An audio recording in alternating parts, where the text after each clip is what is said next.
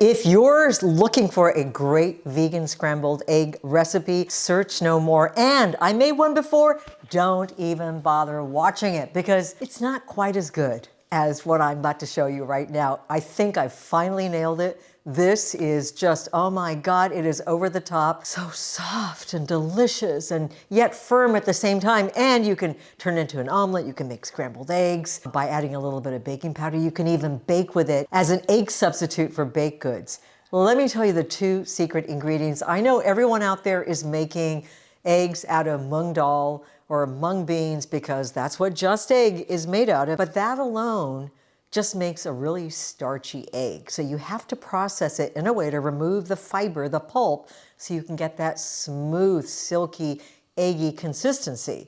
But I also found it still didn't firm up quite as much as I wanted in the saute pan when I tried to scramble it. For omelets it works, but for scrambling it didn't. So I tried all kinds of things and I finally think I nailed it. Now I'm going to introduce you to an interesting ingredient that you may never have heard of before. And this is called char magaz. I'm not sure, char magazzi, I'm not sure exactly how to pronounce it.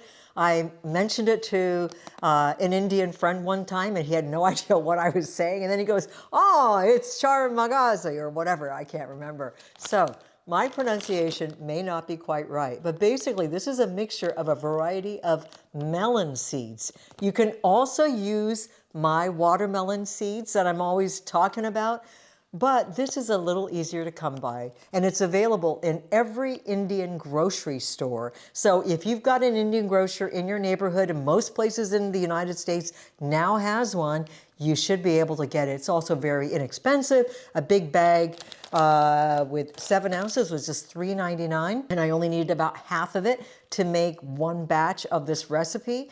So this is the secret ingredient. There's one other minor ingredient we're gonna add, and that is chickpea flour. So we've got a combination of 2 different kinds of legumes and this combination of seeds with a little bit of black salt, which will make the creamiest, most luscious scrambled eggs ever. I guarantee it. We're starting out with 3 cups of water here, 1 cup of mung dal, and 1 cup of char magaz. If you want a little egg color, you can add some annatto seeds or annatto extract, one or the other.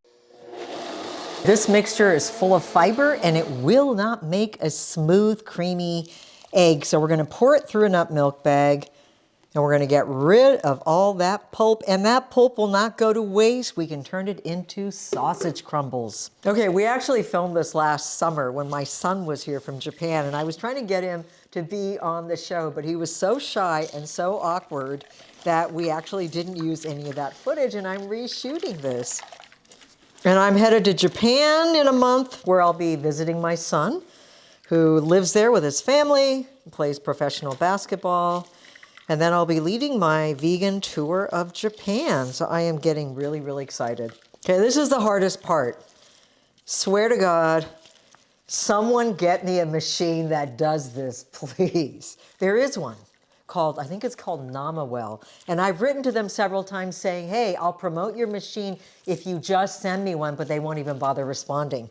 Okay, so you want to get the pulp as dry as possible because you want as much of the milk extracted as possible. At this point, the milk is going back in the blender, and now we're going to add the chickpea flour. Don't make the mistake of adding the chickpea flour in the beginning, or trying to squeeze it all out will be absolutely impossible. So we're going in with 3 tablespoons of chickpea flour, and there's a lot of, chickpea flour eggs on the internet too, because the Italians and the French have been making something called farinata or socca for, gosh, probably centuries, which is basically like a chickpea omelet. Now we're gonna add some black salt, which is a sulfurized salt. Smells like egg. So we're gonna add a teaspoon of that, and then we're gonna sprinkle a little bit more after we cook it. And we're just gonna reblend this for a second. Okay, my egg is ready, and now we're gonna cook it. First of all, we are heating up our pan for a minute before we add any oil, because we want the Maillard reaction to happen and to reduce the amount of sticking. My pan is hot, Now we're going in with oil, even though it's nonstick. This stuff does stick pretty well. So now we're gonna heat up the oil. And I'm just gonna show you the technique for making scrambled eggs. We're not gonna go in there and scramble it like this. We're gonna gently push, gently push. Gonna pour my egg in here, enough to coat the pan, and we're gonna let it set for a minute. It'll first start setting around the edges, start looking a little more yellow. The annatto will start to play a role. And now we're just gonna start pushing it. You can let it go longer if you like your scrambled eggs firm. It all depends on how soft you like your scrambled eggs. But don't go in and stir it like that. You're just going to push from the edges, push towards the center. Now that black salt that you added to the mixture has given it a slightly eggy flavor. It does dissipate while cooking. So we're gonna add a little sprinkle right before we serve it. If you want it a little bit yellower, you can add a little bit more annatto. No, I'm not a fan of turmeric, sorry, it adds a flavor. All right, going in with a little bit more black salt. It's all about the texture. This is just like tender, silky eggs. Oh my God. It's firm, but silky and soft, if that makes any sense at all. This is the egg you need to make. All right, so I got this pulp left over from the crazy silky eggs, and I'm gonna use this up so we can eat the whole food instead of wasting any of it. And this actually was something that one of my cooking students, Diana Salter, came up with.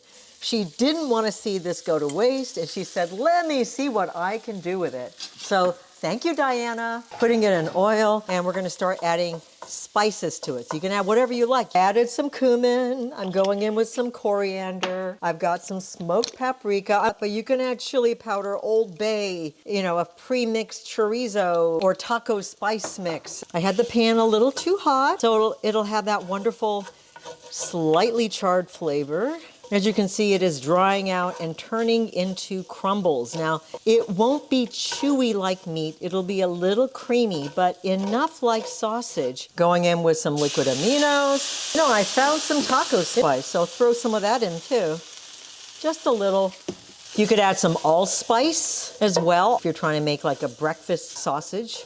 See how it's just turning into these crumbles? You can use this as taco meat. So you can have your eggs and sausage. Scrambled eggs and sausage crumbles. The no waste breakfast. Okay, I got my eggs, I got my sausage, all from just a cup of mung beans, char magaz, and a little bit of chickpea flour. By the way, this is really, really filling. If I have this for breakfast, I'm not hungry until dinner time. I think it's all the protein, the fiber, and the healthy fats in the char magaz. So good. So satisfying. Thanks for tuning in to the Vegan Good Life with Miyoko, and let's create the vegan good life for all. Make this, share it with your friends and family, and let's show people how easy it is to go vegan.